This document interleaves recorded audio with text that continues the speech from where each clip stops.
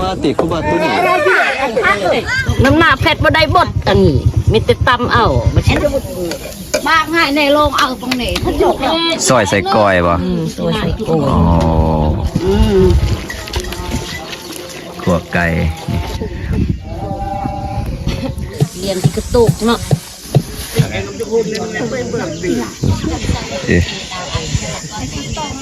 ก็ขนาดเด็กเยอะจ่าเดี๋ยวเปิดก่อนได้เปรียบ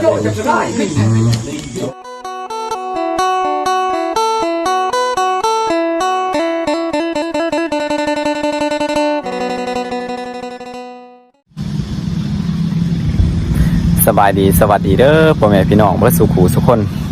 มื้อนี้บ่เงินสิไปงานผูกแขนมัดแขนญาติพี่น้องเพิ่นที่ถูกฟ้าผ่าพี่น้องเอ้ยฝนตกวัง 2-3 มื้อก่อนเนาะมื้อนี้แม่นเพิ่นสิสูตร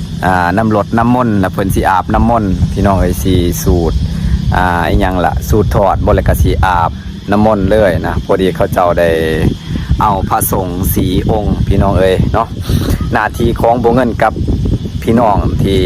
มีรถจักรยานเฮาก็สิไปเอาตอนเช้าแม่นเฮาสิไปเอาพระอาจารย์ก่อนอยู่วัดพอดีเพิ่นน่ะอยู่ไห้อยู่หน้าพี่น้องเอ้ยเนาะฝนตก 2-3 มื้อก่อนน่ะได้เกิดเหตุฟ้าผ่าเพื่อนน้าสาวเพิ่นแล้วก็ได้ผ่าลูกชายเพิ่นพร้อมพี่น้องเอ้ยเนาะติดตามเบิ่งสมน้ำกันพี่น้องเนาะดีที่ยังมีชีวิตรอดมาได้พี่น้องเอ้ยถือว่ายังมีบุญพี่น้องเอ้ย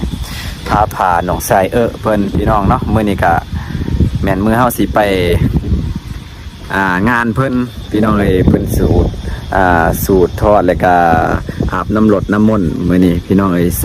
ร้างในตนในตัวเพิ่นแล้วก็เบิดครอบครัวเพิ่นนั่นแหละพี่น้องเอ้ยไปไหนครอบครัวเพิ่นเนาะโดยพี่น้องเอ้ยไปพอกันอยู่ไห้อยู่หน้าอีกเทื่อนึงเนาะตอนนี้แม่นเฮาสิได้เดินทางไปเอา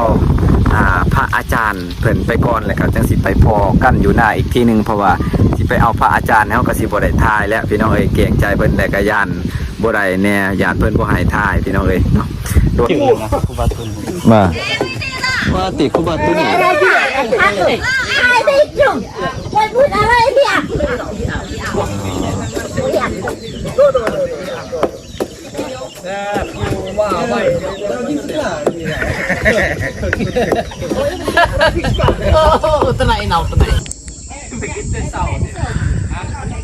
บรรยากาศอยู่ไห้อยู่หน้านะตอนนี้9 โมงเฮือนที่ถึกผ่าลัง 2-3 มื้อก่อนพอดีเป็นสีสูตรทอดนะครับผูกแขนมื้อนี้ก็บ่เงินแล้วก็น้องๆได้ไปเอาครูบาหรือว่าพระอาจารย์มาสูตรทอดเฮือนเพิ่นถือผ่ามีลูกสายเราผู้หนึ่งผ่าจนว่าดำหมดนะโตคือกับลวกน้ำหอดนี่แหละพี่น้องเอ้ยผ่าอยู่เทิงเฮือนในตอนเวลากลางคืนฝนตกนะเลยถือผ่า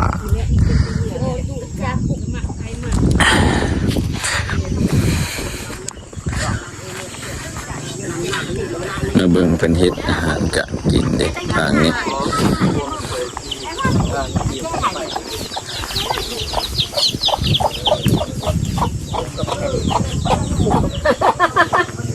กระปุกเพชร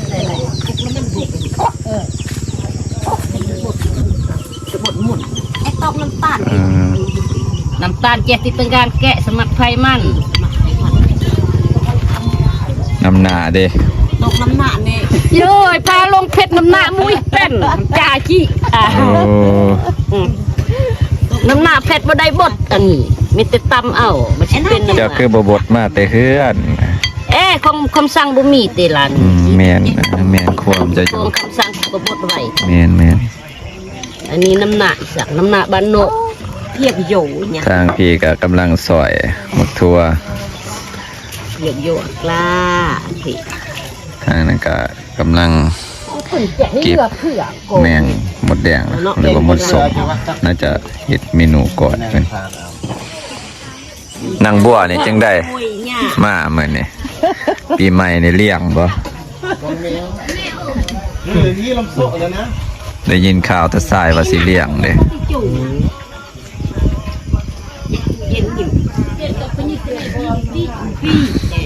อากาศเย็นๆพี่น้อยอยู่ไหอยู่หน้าบ้านบักม่วงเพิ่นเสียดายแต่ว่ามันบ่ทันเหิมเนาะ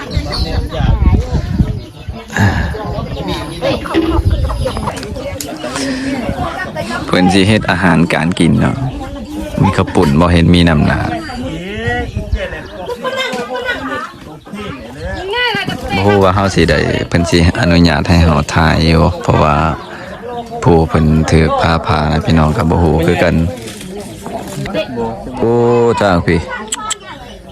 เสียใส่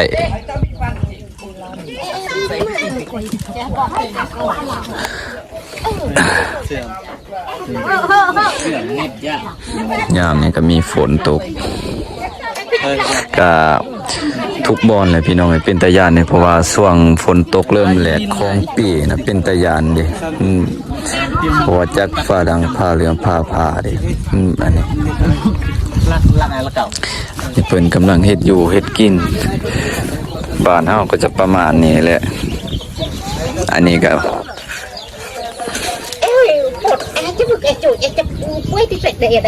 เคยใส่แจ๊ดาวได้ป่ะ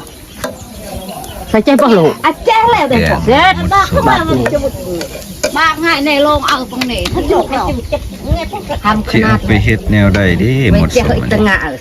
นนี้หมดแดงที่ขัวใส่กล้วยโอ้ขัวใส่กับกล้วยเนาะบ่ขัวก็บ่ได้บ่ให้มันสมมันบ่สมมันบ่หอมโอ้เนาะใส่จะว่าอีมุกเมื่อพูดมุกเทิงเหือนมีไงต้อมซอยผักทั่วซอยแจ๊ถั่วผักยาวซอยใส่ก้อยบ่ซอยใส่ก้อยอ๋อ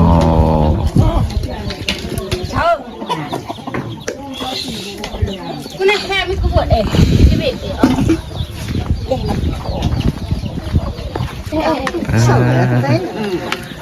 นี่ไข่เป็นปรุงอาหารอยู่ขัวไก่ป่ะขัวไก่แม่บ่าวหน่อยบ่าวหน่อยบ่ได้มาเมื่อนี้อย่าถึงเป็นวิยกเป็นว่าสีเฮ็ดให้มันแล้วซ้ำเดือนหนึ่งนี่บอกเป็นสีเศร้า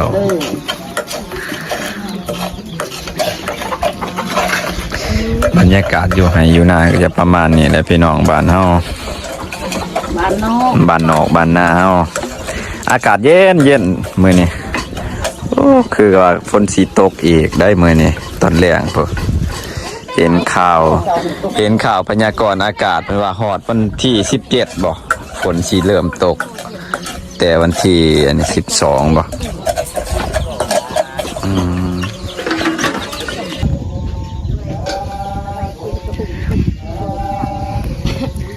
เขื่อนไฟพามือนั้นบางฝนตก2-3 มื้อก่อนเนี่ยเป็นอยู่ถึงเขื่อนพี่น้องน้องชายเป็นเดี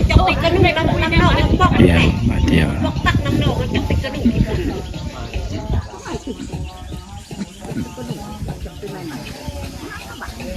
กับง่ายจับเงียดได้เด้อแอแหละ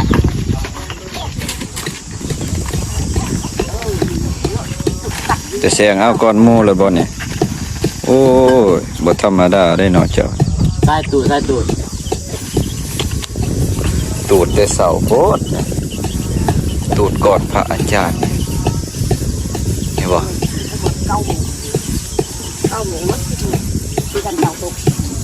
วิชาโมชุดกวักเนื้อคือปุ่นน้ำแตงน้ำผักข้าวติดออกเลยเรียนที่กระตุกเนาะเอียดูรักเป็นปลูไงพรานเก็บที่เป็นการแต่อำเตนเองหมายดำวิ่งกำลังตำพริกอยู่ว่าโอ้บ่แม่นนะข้าวคั่วบ่บ้านเฮาเนี่ยตำเอาที่ข้าวคั่วเปิดกินง่ายเด้ที่จะเอาคือบ่อยู่ไผอยู่มันคันทุกวันนี่ปิ้นตะเวนออก จานเพิ่มไปมันหมดเดี๋ยววันนี้จกนี่อาบรังนี้อิสโต้ที่เขาหูมันเลยไม่เวลาดิเองกับทุกคนเนี่ยไม่เบื่อดิ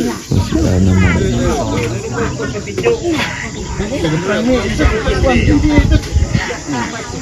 อันนี้นะครับพอไปถูกบ้านไอ้ที่สต๊อกมันทำเยอะมากนะวันฮะวันเสาร์กินน้องมาดูพี่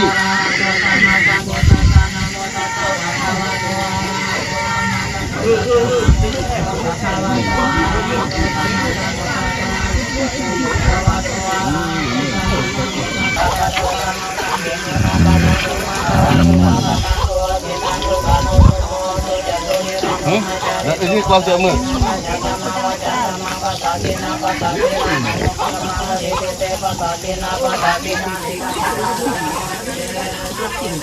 เอาวิทย์หลักโอ้ยเสื้อขาวคนที่ถือพระเท่ากับโลกกระหุมแสดงว่าอาเปิดครอบครัวเนาะ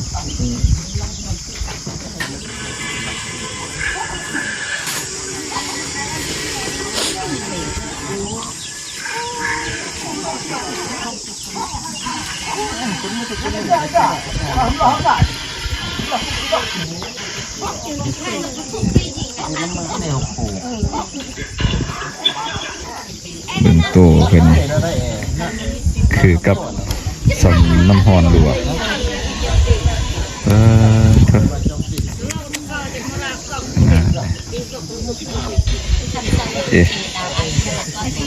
พอขนาดเด็กคะแนนตัวเองนะบิดลายดินี่ที่ได้ยังบิดลายขายังกับเบิดพี่น้องเลยขาเพิ่นก็ถือคือกันขนาดจะลองสำลายดิเพิ่นเลยพี่น้อยผู้แคนเลยเสียก็ธรรมดาสายโลฟ้านะ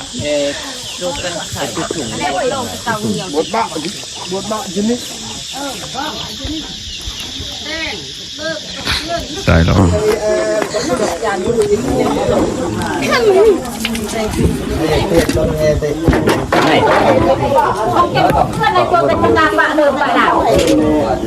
กินข้าว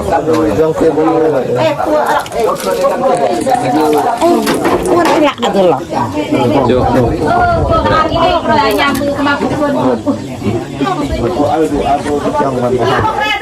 ใส่มาแกะลงเลยตักต้นแน่ๆกระบอกใส่เนี่ยต้องยิ้มโลกบักโลกเลยครับบ้า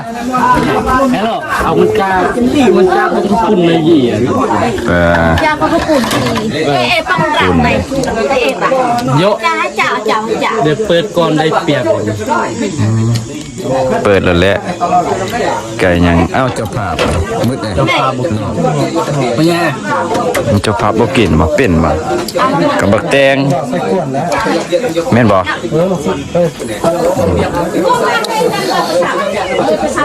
ไม่แย่กินบ่ไม่ควรเจ้าไม่ควรเจ้าจับเพี้ยนเลยเนี่ยจุดนี่ควรจุดโอ้ยปวดแน่นี่เจ็บพอยังอยากปวดได้ก็อ้ำดอกจักไม่ได้ครับปิ้งโอ่งไปดูแลมกระปุ่นอิฐถั่วอิฐหางว่ามึงเพิ่งหมดจ้าเดี๋ยวจ้าแพงเจ้าการก็ไม่เอาหลังหายใจแข็งดีจ้องได้บอกบองสายยองคือนำแป้งมีระเบิดได้เบิร์ได้หมูที่จะพังงาน คุยกับอาจารย์เต็มที่ ตอนนี้กินข้าวกินน้ำแล้วเรียบร้อยแล้วก็สิเมื่อส่งพระอาจารย์เพิ่นพี่น้องเอ้ยกินข้าวแล้วสิกลับบ้านบัดนี้เกี่ยมเอาพระอาจารย์แล้วสิเมื่อ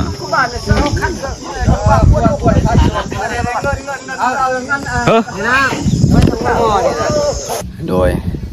ก็ผ่านไปเนาะกลับมาแล้วแต่ส่งพระอาจารย์เพิ่นอยู่วัดพี่น้องเอ้ยก็กลับมาเฮือนตอนนี้มาเฮือนบ่มีคนอยู่เฮือนมีแต่ลูกชายผู้เดียวอยู่เฮือนนะแม่ไปวัดแล้วไปส่งเขาหรือว่าไปจังหันเพลพี่น้องเอ้ยเนาะโดย